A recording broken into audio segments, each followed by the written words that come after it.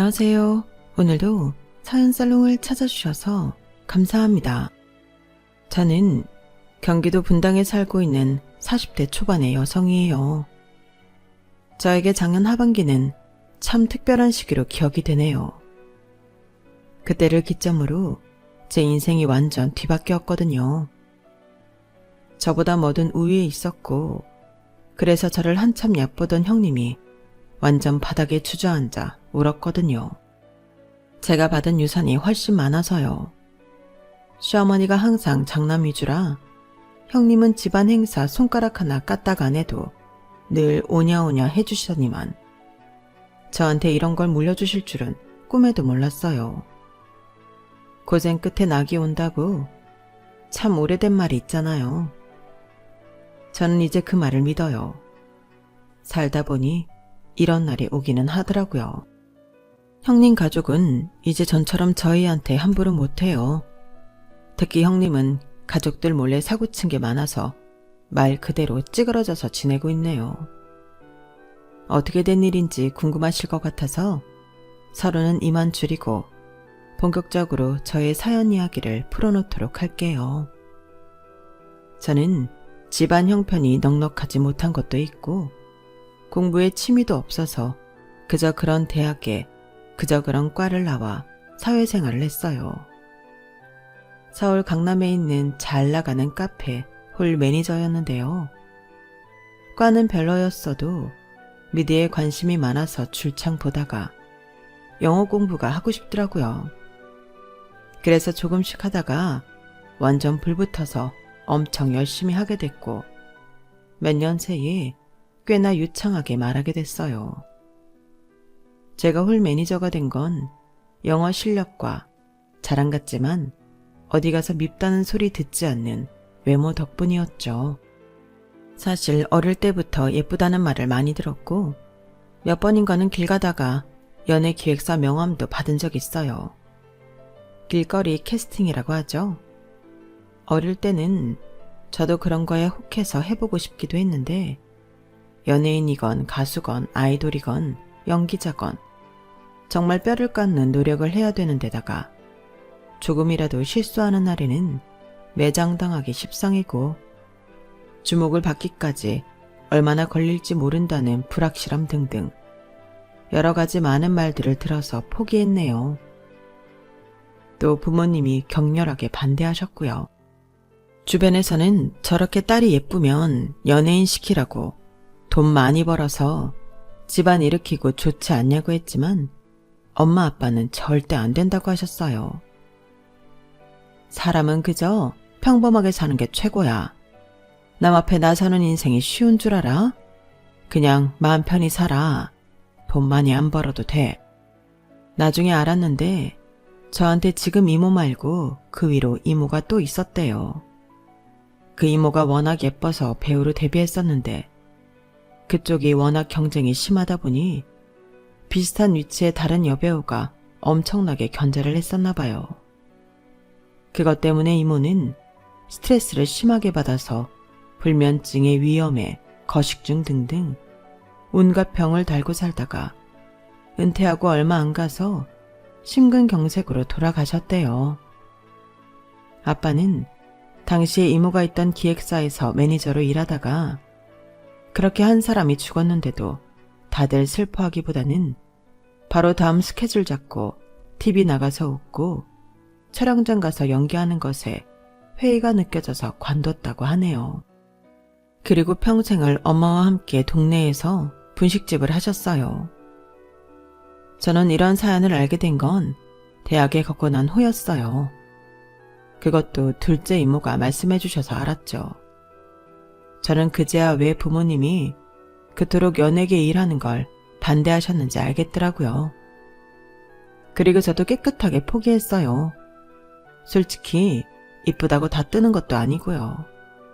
제가 TV에 나오는 연예인들만큼 예쁜 건지도 모르겠고요. 아무튼 저는 카페 홀 매니저 하면서 다른 직원들하고도 잘 지냈고 나름 행복하게 지냈어요. 제 수중에 들어오는 돈이 그래도 적지는 않아서 엄마 아빠 용돈도 드리고 선물도 사드리고 가끔 주말 기차 여행도 보내드렸네요. 그럴 때는 가게 문 과감하게 닫고 가시라고 했어요. 저는 제 생활에 완전 만족하며 지냈고 그렇게 2년쯤 지났을 때 남편을 만났어요. 남편은 저희 카페 근처에 있는 작은 유통회사에 다니고 있었어요. 주로 유럽에서 올리브유를 중심으로 수입하는 회사라고 했어요. 처음 저한테 말을 걸었을 때에도 올리브유 이야기를 했죠. 혹시 여기 올리브유 땡땡땡 거 쓰세요? 아무래도 그런 것 같아서요. 네, 맞아요. 아시는 분 별로 없는데 어떻게 아셨어요? 올리브유 구분하시는 분 처음 봐요. 아, 그게 제가 그거 수입하는 회사에 다녀요. 늘 올리브유 구분하는 게 일이다 보니 알게 된 거죠. 쑥스럽다는 듯 머리를 극적이며 웃는 남편이 순진하기도 하고 좀 귀여워 보였어요. 그 후 저희는 점차 가까워져서 자연스럽게 사귀는 사이가 되었어요. 그러다가 제가 프랜차이즈 레스토랑 홀 매니저로 이직을 하게 됐어요. 원래는 그렇게 티오가 나는 자리가 아니었는데 카페에 자주 오던 그 회사 임원분이 저를 잘 보셔서 추천했다고 하더라고요. 사실 제가 있던 카페가 좀 유명한 데였고 사장님이 처음부터 월급도 다른 데보다 많이 주기는 했어요. 하지만 점차 제 연차가 쌓이니까 사장님이 어떻게 월급을 올려줘야 할지 고민하는 게 보이더라고요. 그때 제 카페를 차려야 하나 어디 딴 데를 가야 하나 꽤 생각이 많았거든요.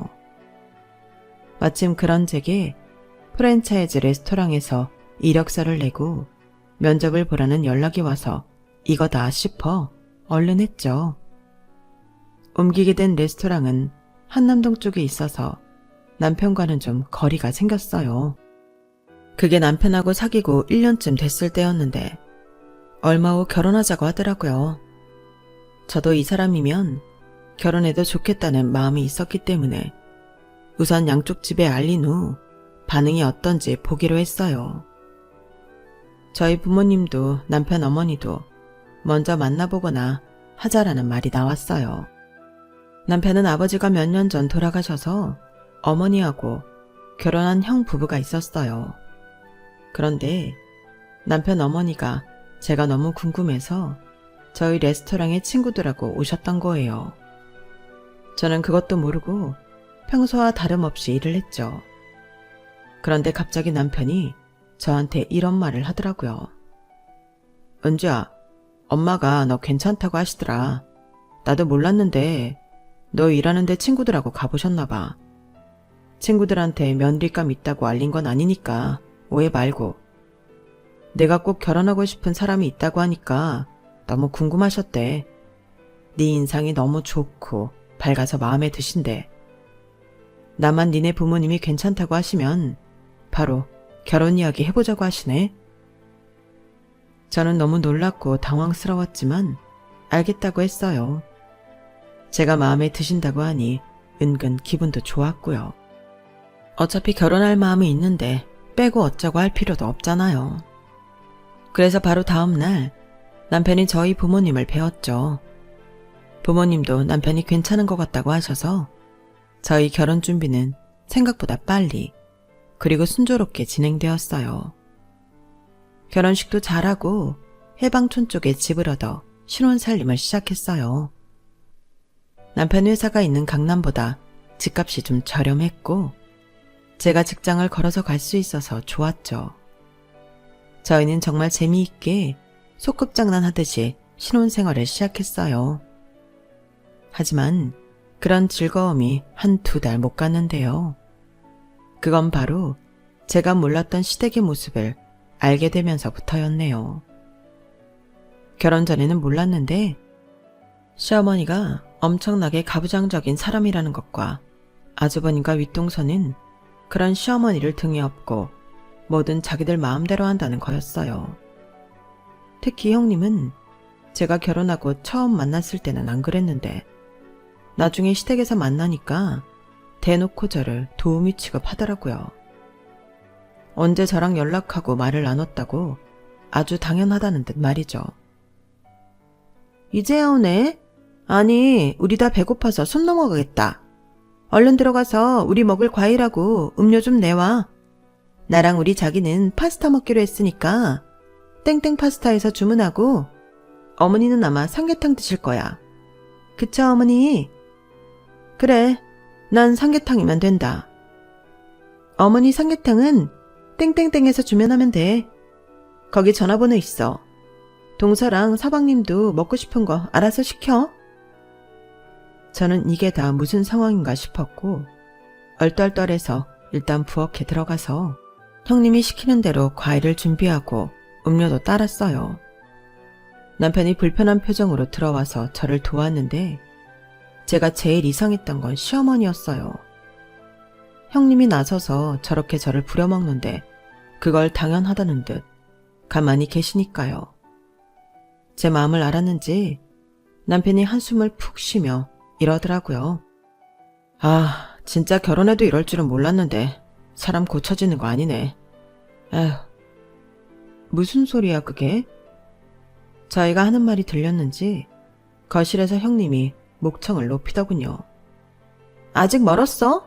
얼른 과일 내오고 음식들 주문해. 일단 저는 시키는 대로 했고 그날 모든 잔심부름과 뒷정리, 설거지, 쓰레기 버리기 등등도 다 저랑 남편이 했어요. 집에 돌아와서 남편은 속상한 표정으로 말했어요. 우리 엄마 완전 구닥다리야. 옛날 사람, 형밖에 몰라. 무조건 장남이 최고, 이런 사람이야. 그래도 너 되게 마음에 들어 하시고 먼저 결혼 이야기도 꺼내서 내가 결혼하면 달라질 줄 알았거든? 설마 하니 이렇게 본가에서 처음 다 같이 모이는 날부터 아주 당연하다는데 부려먹을 줄은 나도 몰랐다. 그럼 나랑 결혼하기 전에는 오빠 혼자 다 이렇게 했다는 거야? 그랬지. 엄마가 절대 나쁜 사람은 아니야. 나도 많이 사랑해 주셨고 배우고 싶은 것도 가르쳐 주시고 다 해주셨는데 절대 선 넘지 말라고 한 게 형이었어. 집안에서는 장남이 전부라나. 엄마 집안도 원래 그 경상도 어디 유명한 그런 집안이 있어. 경상도가 다 그렇단 건 아니고 여튼 아주 가부장적인 그런 데다가 친가도 비슷해서 아주 쿵짝이 잘 맞은 거지. 엄마는 나 절대 형한테 선 넘지 말라고 하고 뭐든 형 말을 먼저 들어줬어. 그건 진짜 지금도 내가 불만인 건데 너한테까지 이럴 줄은 몰랐다. 형수가 저러고 설치는데 어떻게 꼼짝도 안 하시냐? 남편이 불쾌해하는 것도 이해가 갔어요. 저도 황당했으니까요. 물론 나이 드신 옛날 분들 장남 위주일 수 있고 집안에서는 형님이 저보다 윗사람이니까 기강 잡는 것도 어느 정도는 이해했어요. 하지만 이건 저랑 남편은 무슨 그 집 머슴하고 부엌대기 같고 나머지는 양반들 같으니 기가 막힌 노릇이었어요. 거기에 더해 형님은 제 학벌과 직업까지 우습게 봤어요. 곁들여 제 외모 평가까지도요. 하지만 아주버님도 시어머니도 그런 걸 제지하거나 뭐라고 하는 걸 본 적이 없었어요. 남편이 불쾌한 티를 내면 조금 눈치를 보는 것 같다가 또 그러고는 했고요. 한 번은 굳이 제가 일하는 곳에 친구와 와서 브런치 메뉴를 먹더라고요. 저는 최대한 예의를 지키고 형님 친구분한테도 인사를 하고 제 권한에서 줄 수 있는 서비스로 신상품 디저트를 직접 갖다 줬어요. 이거 저희 VIP 고객님들께 나가는 용도로 만드는 마카롱하고 아이스크림이에요. 한번 드셔보세요. 좋은 시간 보내시고요. 두 사람은 제 앞에서 웃으며 고맙다고 말했어요. 그런데 제가 돌아서자마자 이런 말들이 들려왔어요. 네 동서가 싹싹하긴 하다. 예쁘고. 보니까 일도 잘하는 것 같아. 얼굴값 한다 소리는 안 듣겠는데? 서방님 홀린 게 얼굴값 한 거지 뭐.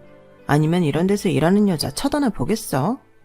사람이 재주가 없으면 얼굴이라도 이뻐야 된다는 거 딱 재보면 맞는 말이야.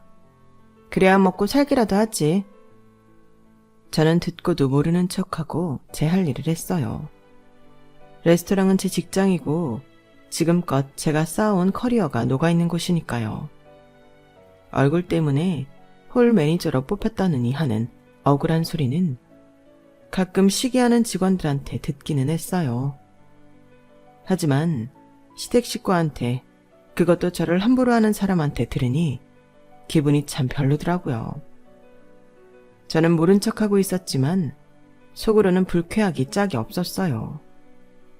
그래도 잊어버리고 일에 열중하려고 노력을 했죠. 하지만 형님은 곱게 넘어가는 법이 없었어요. 그건 계산할 때 일어난 일이었는데요. 제가 홀 전체를 보고 있는데 카운터 직원이 와서 조용히 말했어요. 매니저님, 혹시 매니저님 가족분 돈 안 받는 거 맞아요? 저분 말씀이 매니저님이 알아서 할 거라고 해서 잠깐 확인하겠다고 했거든요. 그날 형님이 먹은 건 저희 레스토랑에서 제일 비싼 것들이었고 와인도 최고급이었어요. 레스토랑이 프랜차이즈였지만 고급형이라 호텔 수준에 맞춘 곳이라서 가격들이 다 만만치 않았어요. 제가 힐끔 카운터 쪽을 보니 형님이 재미있다는 표정으로 저를 보고 있더라고요. 저는 그 순간 더 이상 호구가 되는 건 하지 말아야겠다고 결심했어요. 집안에서 우습게 보는 것도 열받는데 제 직장에 와서까지 저를 물먹이려고 하는 거잖아요. 어쩐지 형님이 왜 일부러 먼 한남동까지 왔나 했네요. 저는 일단 웃으면서 카운터로 갔어요. 음식은 다 마음에 드셨어요? 어떠셨는지 모르겠네요. 그러자 형님 친구분이 제 눈치를 보며 말하더군요. 정말 다 너무 맛있게 잘 먹었어요. 나 여기 말만 듣고 처음 와보는데 진짜 좋네요. 부모님 모시고 한번 오고 싶어요. 오실 때 연락 주세요. 제가 서비스 잘해드릴게요. 그리고 형님, 저희는 자기 부모님이 와도 무조건 직원이 다 책임지는 시스템 아니라서요. 제가 가족 할인은 해드릴 수 있어요. 25% 할인은 해드릴게요.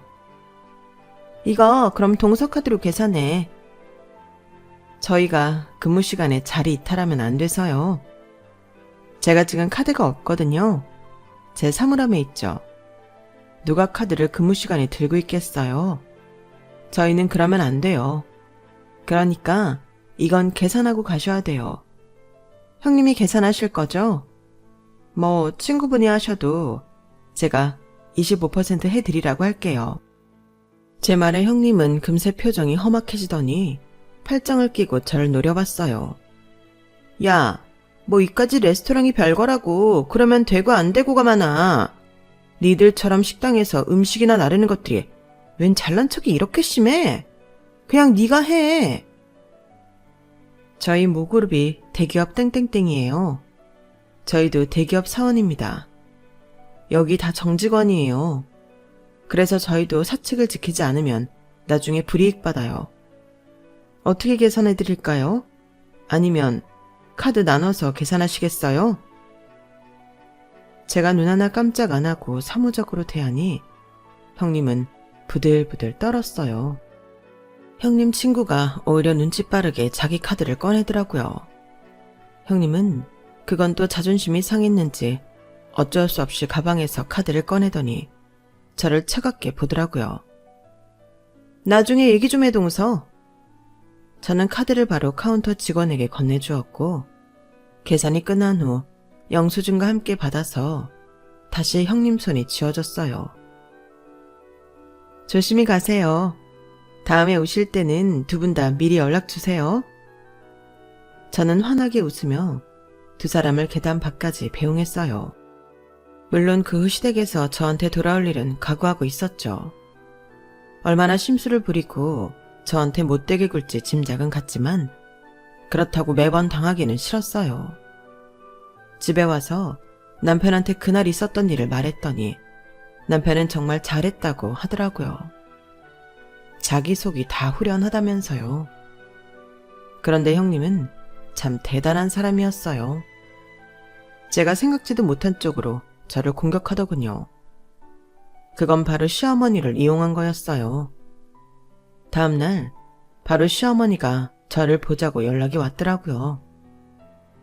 그날 퇴근 후에 시댁에 가봤더니 옆에는 형님이 앉아있는데 딱 저를 보는데 아주 고소하다는 조롱 가득한 눈빛이더라고요. 시어머니는 엄한 얼굴로 저한테 말했어요. 둘째, 듣자 아니 네가 큰애를 친구 앞에서 창피를 줬다는데 그게 사실이냐? 큰애는 네가 일하는 곳이니까 당연히 네가 계산할 거라 여겼는데 친구 앞에서 너무 사무적으로 계산하라고 그렇게 얘기해서 부끄럽고 민망했다더구나. 만약 그렇더라도 일단 네가 처리하고 나중에 네 형님한테 잘 말해볼 생각 없었니? 그러면 다들 좋게 끝났잖아. 어떻게 아랫사람이 윗사람 망신을 줘? 우리 집에서는 그런 일 있을 수 없다. 큰애는 장남 집안이야. 우리 집이 얼마나 장남을 중요하게 생각하는지 너도 이제는 알 거 아니니? 집안마다 가풍이 다르니까 적응할 시간은 필요하겠다만 너도 다시는 이런 실수 안 했으면 좋겠구나. 얼른 큰애한테 사과하고 그날 큰애가 계산한 건 네가 돈을 붙여주고 마무리하자. 뭐라고 말했는지는 모르지만 시어머니는 저를 단단히 오해하는 눈치였어요. 그러니까 그날 식사값을 저보고 보내라고 하죠. 형님은 옆에서 아주 애처로운 표정으로 가증스럽게 연기를 했어요. 아니에요, 어머니. 그렇게까지 안 해도 괜찮아요. 제가 웬만하면 그냥 넘어갈 수 있는데요. 제가 친구 앞에서 너무 부끄럽더라고요. 저희 집안 기간 엉망이라고 생각하길래 어쩔 수 없이 말씀드린 거고, 그리고 동서가 저를 뭔가 오해하는 것 같아요.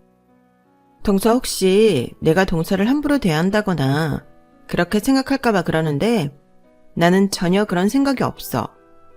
뭐 자격지심에 그럴 수는 있겠지만 좀 긍정적이고 자존감 높게 살았으면 해. 윗사람이 이 정도로 너를 이해해주면 너도 죄송하다고 사죄하는 게 좋겠구나.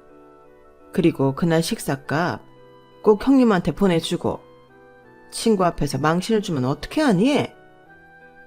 묵묵히 듣고 있던 저는 이대로는 안 되겠다 싶었어요. 더 이상 끌려다니고 싶지 않았네요. 그래서 앞으로 어떤 일이 벌어지더라도 감당하자는 마음으로 제 할 말을 했어요. 죄송한데 어머니, 그렇게는 못하겠어요. 저만 형님을 배려하고 맞춰줘야 한다는 건 옳지 않은 것 같아요. 윗사람이 아랫사람 직장에 오면서 왜 연락 한 번 하는 배려는 없는데요? 저를 건방지다고 생각하실 거 각오하고 말씀드리는데요. 거기서 제 이름 걸고 계산 안 하고 가버리면 다른 직원들은 저를 어떻게 생각할까요? 어머니는 형님이 친구한테 창피당하는 것만 생각하셨지 제가 직장에서 어떤 입장이 될지는 생각 못 하신 것 같아요. 직원들이 제가 매니저라는 권한을 함부로 휘두른다고 생각하지 않겠어요? 직장에는 엄연히 직장의 규칙이 존재해요. 저희는 거기에서 일하고 월급 받으면서 그걸 지키기로 한 거고요. 규칙을 지키지 않는 매니저를 어떤 직원이 신뢰할 수 있을까요? 저는 그날 제가 할 수 있는 한도 내에서 최선을 다했어요. 제가 직접 서빙하지 않아도 되는 걸 서빙했고 VIP 고객들한테만 나가는 음식들도 제공했어요. 그리고 사전에 예고 없는 갑작스러운 방문이기는 하지만 제 가족 할인 적용해서 25% 싸게 해드렸고요. 제가 할 수 있는 일을 다 했는데도 제가 잘못했다고 하신다면 저도 사과할 수 없어요. 형님이 저를 당혹스럽게 만든 거는 왜 생각 못 하시는지 모르겠어요. 집안마다 가풍이 있다는 거 아는데요. 아무리 장남이 중요하다고 해도 그 집에 다른 사람들도 감정이 있고 밖에 나가서는 장남, 차남 상관없이 그냥 한 인격체예요. 자기 몫을 하는 사람들이라고요. 그렇지 않으면 저희가 밥벌이를 할 수 없겠죠. 사실 저 이해 안 가는 건 많지만 그건 집안일이니 제가 적응하는 겁니다. 그런데 직장에서까지 집안 규칙을 갖다 댈 수는 없어요. 그 점 이해해 주셨으면 좋겠고요. 저희도 나름대로 계획이 있는데 함부로 지출할 수 없거든요. 그날 형님이 25% 할인 받고 나온 가격이 52만 원인데 저는 그거 쉽게 쓸 수가 없어서요. 그 점 양해해 주세요. 그럼 저는 이만 가보겠습니다. 제 말에 시어머니는 깜짝 놀라 눈이 커졌고 형님도 의외의 반응이었는지 아주 경악할 표정을 짓더라고요. 어머, 어머니, 제 말하는 것 좀 보세요. 어머 세상에, 아무리 가방끈 짧고 무식하다고 해도 저 정도일 줄 몰랐어요. 어쩜 저래요, 어머니? 어머니 앞에서 따박따박 말대꾸하는 것 좀 보세요. 네, 제가 학벌도 별로고 얼굴 반반해서 이렇습니다. 늘 그렇게 생각해 오셨잖아요. 저는 차분하고 싸늘하게 형님한테 말했어요. 둘째, 너 정말 이대로 갈 거라고? 진심이니? 네. 어머니, 제가 마음에 안 드셔도 저도 제 자존심을 지켜야겠어요. 아무리 시댁 어른들이라고 해도 더는 저 자신을 상처 입히고 싶지 않네요. 그럼 가보겠습니다. 저는 마음을 굳게 먹고 시댁을 나왔어요. 그 다음은 안 봐도 뻔하죠. 시어머니가 남편한테 전화를 해서 제가 한바탕 하고 갔다고 했고 남편은 그걸로 저한테 뭐라고 하는 게 아니고 아주 뜨뜻미지근하게 반응했다고 해요. 그러니까 결혼하고 변했다고 하시더래요. 그러거나 말거나 자기도 엄마가 좀 변했으면 좋겠다고 했는데 안 통하다라는 거죠. 그 후에는 저한테 시댁 출입 금지 명령이 떨어졌어요. 시어머니가 저를 안 보고 싶다는 거죠. 저도 그냥 그걸 받아들였네요. 그렇게 두어 달쯤 지났을 때 남편이 하는 말이 이렇더라고요. 근데 엄마가 나랑 둘이 있을 때 슬쩍 이러더라. 형수가 자기 레스토랑 가서 52만 원씩이나 먹은 건 너무했대. 그것도 25% 할인인데 말이야. 남편은 시어머니 심경에 뭔가 변화가 있는 것 같다고 했어요. 하지만 제 출입 금지 명령이 풀린 건 아니었어요. 저는 그러려니 하고 있었어요. 신경이 안 쓰이는 건 아니었어요. 시어머니 생신 때에는 선물도 정성스럽게 준비해서 남편 통에 보냈고요. 형님은 저를 아주 천하의 못된 년을 만들며 남편 듣는 데서도 여우가 사람을 홀렸다는 둥 그딴 말을 했다는군요. 그러다가 일이 터졌어요.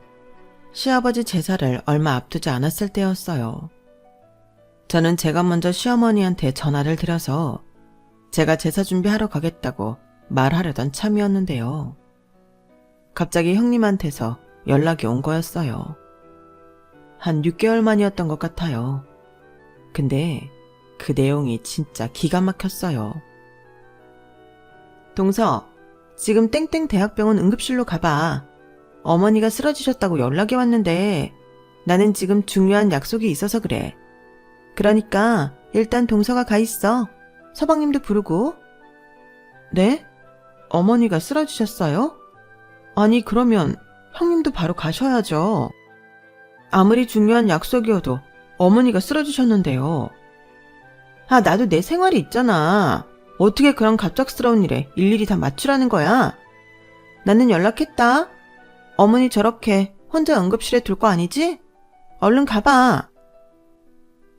저는 너무 당황했지만 서둘러 병원으로 가면서 남편한테도 연락했어요. 남편도 곧 온다고 했고요. 시어머니는 뇌졸중이 와서 출혈이 좀 있다고 했어요. 얼른 처치를 했고 며칠 입원을 해야 한다더라고요. 다행히도 목숨은 건졌지만 시어머니는 몸 한쪽이 조금 마비가 되고 말을 제대로 못하는 등 몇 가지 후유증이 남았어요. 누군가 옆에서 계속 시중을 들어야 했어요. 그런데 아주버님하고 형님한테 연락이 안 되더라고요. 태어날 때 아주버님은 왔는데 형님은 아예 보이지도 않았어요. 제 손을 잡고 아주버님 차에 타시던 시어머니는 떠듬대면서 말씀하셨어요. 큰애는 어딨어? 어머니, 형님 본가로 오실 거예요. 오신다고 했대요. 그렇죠, 아주버님?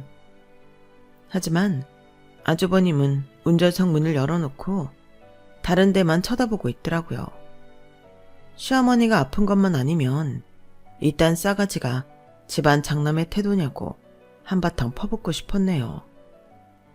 그런데 아주버님은 본가에 와서도 우물쭈물 저한테 이것저것 떠넘기더니 후딱 가버렸어요. 형님한테 문자를 남겨도 오지 않았고요. 시어머니는 계속 큰애 하며 형님만 찾았어요. 저와 남편은 그날 작정하고 아주버님 댁을 찾아갔어요. 저렇게 장남 가족만 찾는데 어떡할 거냐고요. 그런데 형님이 이러더라고요. 집안에 장남이 잘 돼야 된다는 게 어머니 뜻 아니에요? 근데 어머니 병간호 때문에 시간하고 에너지 뺏기면 이 사람도 그렇고 저도 피아노 레슨하는데 집중할 수가 없어요. 물론 우리도 할 도리는 할 건데 일단 어머님 좀 회복하실 때까지는 서방님 쪽에서 주로 해주면 좋겠는데요. 그걸 어머니도 더 바라지 않으실까요? 장남 위해 주시니까요. 그 자리에는 7살 난 아주버님 부부딸도 있었어요. 애 앞에서 싸울 수도 없고 저희는 어이가 없었네요. 이런 식으로 저희한테 짐을 떠넘기는 게 보이잖아요. 아주버님은 자기네가 매달 얼마씩 부담하겠다며 좀 해달라고 하더라고요. 일단 저희는 어머니 아픈 걸로 싸우고 싶지 않아 집에 와서 의논을 했어요. 그리고 일단 저희가 본가로 들어가기로 했네요. 저희 둘 다 출퇴근하는 게 힘들어지지만 어쩌겠어요. 저희는 낮에는 도우미를 불러 시어머니를 케어하고 다른 때에는 저희가 직접 시중을 들었어요. 그러느라 정말 여행 한 번을 제대로 못 갔어요. 시어머니 옆에 있는 사이에 아들도 태어났고 저는 관리직으로 옮겼다가 코로나 때 회사를 그만두었어요. 당시 상황이 요식업계가 모두 어려울 때이고 저는 사실 진작에 창업을 했어야 하는 사람인데 계속 회사를 다니고 있었거든요. 승진을 하고 사무실에서 자리를 잡는 방법도 있기는 했지만 별로 그러고 싶지는 않았어요. 시어머니 병간호만 아니었으면 팔 걷어붙이고 나서서 창업도 했을 거예요. 하지만 남편도 점점 시어머니 병간호에 지쳐가고 있는데 저까지 밖으로 나가면 안 될 것 같았어요. 아이 육아도 해야 했고요. 아주버님과 형님은 돈은 보냈지만 거의 찾아오지 않았어요. 명절 같은 때에나 시어머니 생신 때는 마지못해 얼굴을 내밀었지만 거의 연락도 없었고 발길을 끊었다고 봐도 무방했죠. 시어머니는 명절만 기다리고 살더라고요. 그때야 그렇게 애지중지하는 큰아들 부부랑 큰손녀를 보니까요. 그러기를 7년. 저도 제 인생의 꿈은 거진 포기했을 때 시어머니 상태가 악화가 됐어요. 이제 얼마 남지 않은 것 같다고 하자 그제야 아주버님과 형님이 딸을 데리고 우르르 나타나서는 눈물 콧물 짜며 손을 잡고 아주 효부인 척 하더라고요.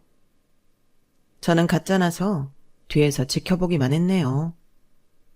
그런데 참 시어머니도 시어머니더라고요. 큰아들 사랑이 어찌나 지극하신지 그 와중에도 큰애, 우리 큰아들, 우리 큰손녀 하는데 빈정상했어요. 그동안 자기 옆에 있어준 건 저희 가족이잖아요. 시어머니는 상태가 안 좋다가 잠시 정신이 드셨을 때 형님 손을 꼭 잡더니 이런 말씀을 하셨어요. 내가 벌써 유언장 정리는 다 해놨어. 니들 재산상속 변호사랑 다 해두었다. 어머니 너무 감사해요. 아프신데 하시느라 얼마나 힘드셨어요. 정말 형님을 한 대 쥐어받고 싶을 정도로 얄밉더군요. 시어머니는 계속 말을 했어요. 내가 우리 큰아들한테는 강남 아파트 준다고 해놨어. 어머니, 제가 그거 갖고 싶었던 거 알고 계셨군요. 너무 감사해요, 어머니. 형님은 시어머니 손을 꼭 잡고 더 울면서 호들갑을 떨었어요. 시어머니는 멀찍이 있는 저를 보면서 말씀하셨어요. 둘째야, 니들은 경기도에 있는 땅 그거 받으면 된다. 순간 형님과 아주버님 입가에 비웃음이 팍 퍼지는데 와, 진짜 인간들이 이렇게까지 재수없을 수 있나 싶었네요. 저랑 남편은 싸늘하게 서로를 보며 한숨을 쉬었어요. 저희가 알기로 그 경기도는 거의 버려진 땅이었거든요.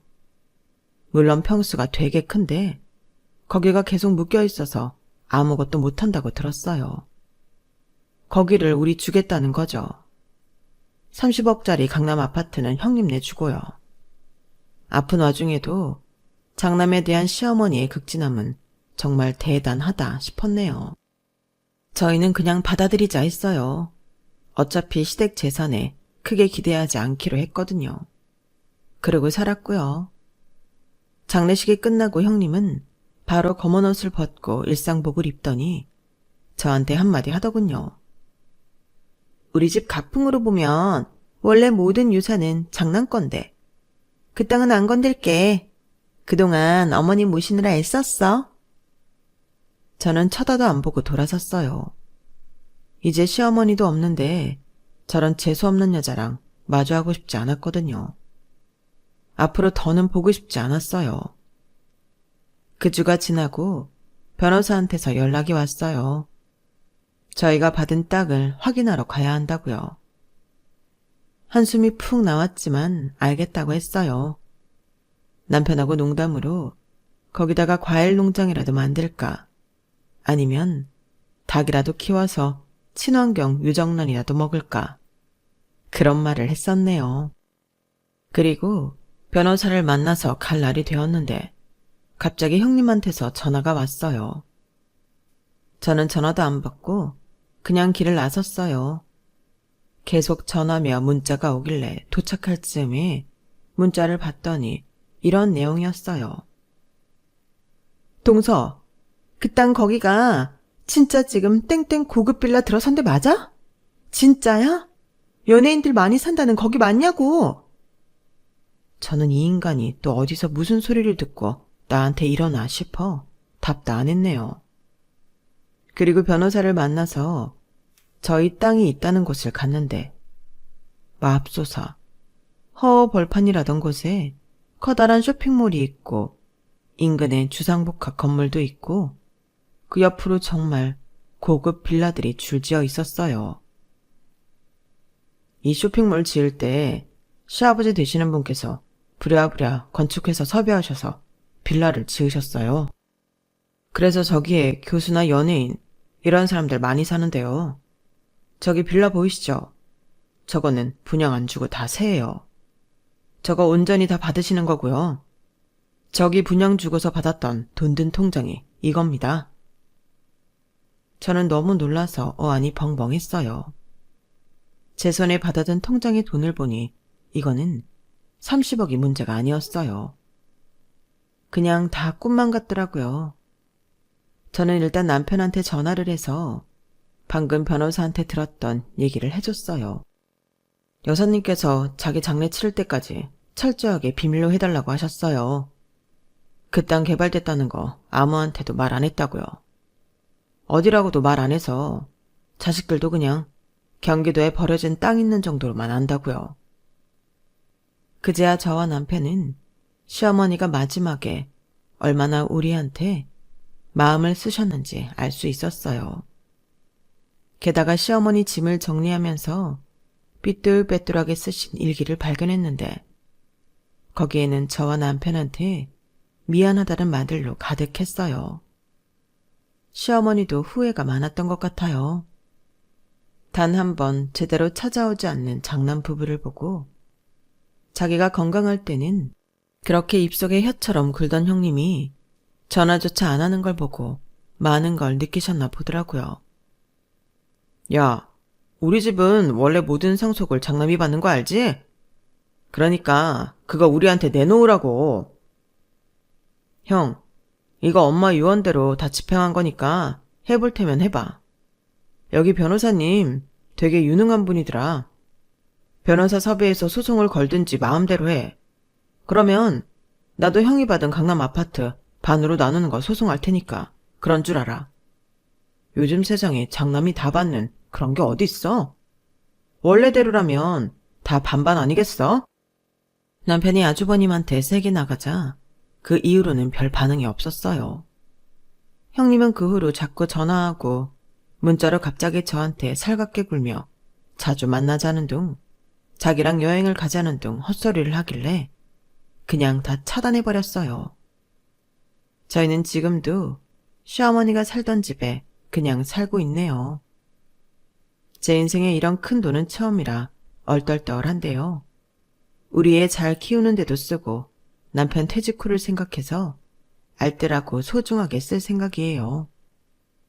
저도 브런치 카페를 해보고 싶은데 과연 제가 잘할 수 있을지, 사업성이나 수입은 어떻게 될지 시장 조사를 철저히 해보고서 신중하게 결정할 생각이에요. 막판에 시어머님 덕에 형님 코를 납작하게 해준 것만으로도 속이 다 시원해요. 이래서 사람은 다 자기 한 대로 돌려받는다는 말이 있나 봐요. 저는 정말 그렇다고 생각해요. 앞으로도 사람을 겉모습이나 지위로 따지지 않고 진심으로 대할 생각이에요. 제가 끝까지 시어머니한테 예의를 지켰던 것처럼요. 아, 물론 형님 내외한테는 그닥 잘하고 싶지 않네요. 그런 사람들하고는 안 만나는 게 상책이더라고요. 남편도 그래도 가족이고 형제니까 잘 해보려고 무던히 애를 썼는데 저희한테 엄청난 돈이 들어왔다는 걸 알자마자 자기한테 내놓으라는 것에 완전히 질렸대요. 저도 형님이 손바닥 뒤집듯 태도 바꾸는 것도 불쾌하고요. 사람을 얼마나 우습게 보면 그러겠어요. 그냥 시아버지 시어머니 제사 다 우리가 모시고 웬만하면 안 보고 살려고 합니다. 그럼 지금까지 제 이야기 들어주셔서 감사해요. 다들 행복하고 건강하세요. 여러분, 사연 댓글에 응원과 현명한 조언 부탁드려요. 좋아요와 구독은 저에게 큰 힘이 됩니다. 오늘도 좋은 일 가득하세요.